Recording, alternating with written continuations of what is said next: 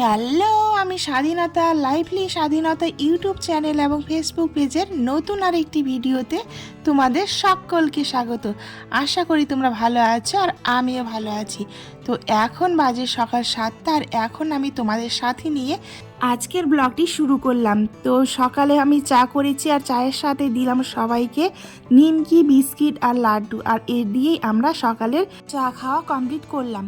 তারপর আমি চলে এসেছি রান্নাঘরে, আর রান্নাঘরে আজকে রান্না করব খাসির চর্বি দিয়ে ঘুগনি। আর সেই জন্য আমি গরম তেলে তেজপাতা, পাঁচফোড়ন আর পেঁয়াজ রসুন দিয়ে ভালোভাবে লাল লাল করে ভেজে নিলাম। আর তারপর এর মধ্যে দিয়ে দিলাম বাটা মশলা।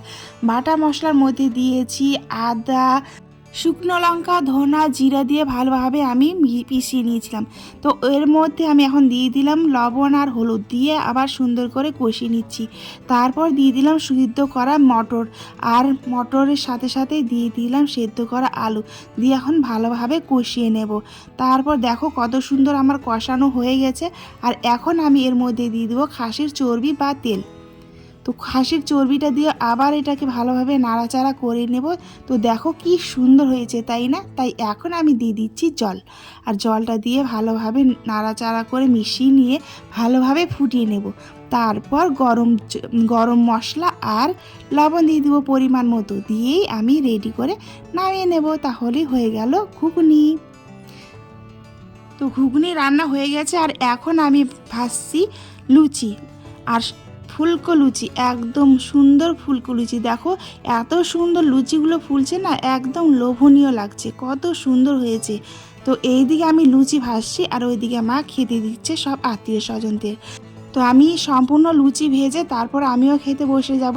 তো এই দেখো আমি খেতে বসে গেছি, আর আমি কালকের আর আজকের নিয়ে বসেছি। তো কালকের তরকারি ছিল, আর এটা হচ্ছে খাসির চর্বি দিয়ে ঘুগনি করলাম, আর কালকের বিরিয়ানি, আর এই যে দুটো নিয়েছি লুচি। একটা একদম ফুলকো, কিন্তু আমি হাত দিয়ে চেপে ওটাকে নর্মাল করে দিয়েছি, আর একটা নিচে যে দেখো শক্ত, কিন্তু কিন্তু ফোলেনি, কিন্তু খুব মুচমুচে। আর এই ধরনের লুচি খেতে আমার অনেক অনেক ভালো লাগে। তো তরকারি দিয়ে আমি লুচি তরকারি সব খেয়ে আমি আমার ব্রেকফাস্ট কমপ্লিট করলাম। এরপর আমি চলে এসেছি দুপুরের রান্নায়, আর আজকে করব খাসির মাংস। সেই জন্য নিয়ে নিয়েছি এই যে গোটা গরম মশলা, তারপর দিয়ে দিলাম তেজপাতা আর লবণ, হলুদ দিয়ে ভালোভাবে মেখে নেব। তারপর দিয়ে দেবো এর মধ্যে বাটা মশলাটা, যেটা আমি ঘুগনিতেও দিয়েছি, সেই মশলাটাও আমি দিলাম খাসির মাংসে। আর এখন আমি দিয়ে দেবো রসুন, গোটা রসুন আর পেঁয়াজ কুচি দিয়ে দেবো এখন সর্ষের তেল, একদম পর্যাপ্ত পরিমাণে সর্ষের তেল দিয়ে হাত দিয়ে সুন্দর করে মেখে নেব। আর হাত দিয়ে যে কোনো জিনিস মাখলে তার টেস্ট তো বহুগুণ বেড়ে যায়। আর খাসির মাংস যদি এইভাবে ম্যারিনেট করে রান্না করা হয় তাহলে তো আরও সুন্দর হয়। তো তোমরা কে কে এইভাবে খাসির মাংস হাত দিয়ে চটকিয়ে মেখে তারপরে রান্না করো, অবশ্যই কিন্তু কমেন্ট করে জানাবে। তো আমার প্রায় কমপ্লিট খাসির মাংস ম্যারিনেট করা। এখন আমি এটা চাপিয়ে দেব, আর এইদিকে আমি ডাল সম্বার দিয়ে দিলাম।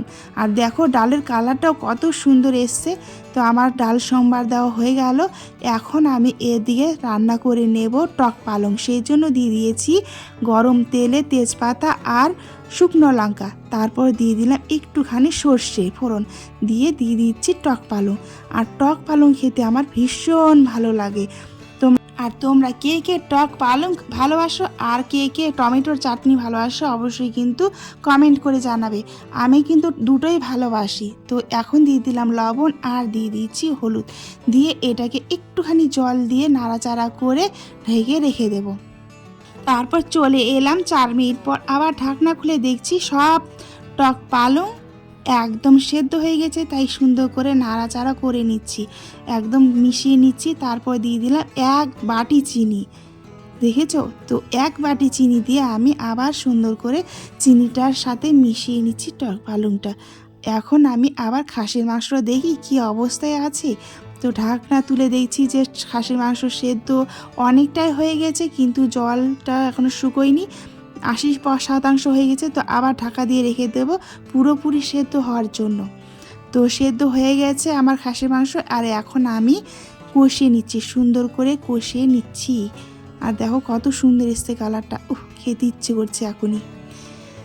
তো কষিয়ে রেখে আমি এখন টক পালংটা আমার হয়ে গেছে, তাই এখন এটা আমি বাটিতে তুলে নেব। দেখো কত সুন্দর হয়েছে, অনেক সুন্দর। তো বাটিতে আমি তুলে নিলাম। আর এইদিকে আমি খাসির মাংসে দিয়ে দিলাম গরম মশলা, আর জল তো আগে দিয়ে দিয়েছি, এটা তোমাদের সাথে দেখানো হয়নি, স্কিপ করে গেছি ওই সময়টা। তো যাই হোক, হয়ে গেছে খাসির মাংস। আর এখন আমি কড়াই পরিষ্কার করে ওই কড়াইয়ে ভেজে নিচ্ছি কয়েকটা বেগুন। তো বন্ধুরা, দুপুরে সবারই খাওয়া দাওয়া হয়ে গেছে, এখন আমি খেতে বসেছি। আর আমি আজকে সাদা ভাত নিইনি, বিরিয়ানিটাই নিলাম, যেহেতু বিরিয়ানিটি নষ্ট হবে সেই জন্য। তো কেমন লাগলো তোমাদের আজকে আমার এই ভিডিওটি? যদি ভালো লেগে থাকে তাহলে কিন্তু অবশ্যই একটা লাইক আমি আশা করছি। তো আজকের ভিডিওটা এই পর্যন্তই। সকলে ভালো থেকো, সুস্থ থেকো। সব আত্মীয় স্বজন এখন বিদায় হয়ে যাচ্ছে, তাই আত্মীয় স্বজনদের সাথে সাথে তোমাদেরও টাটা।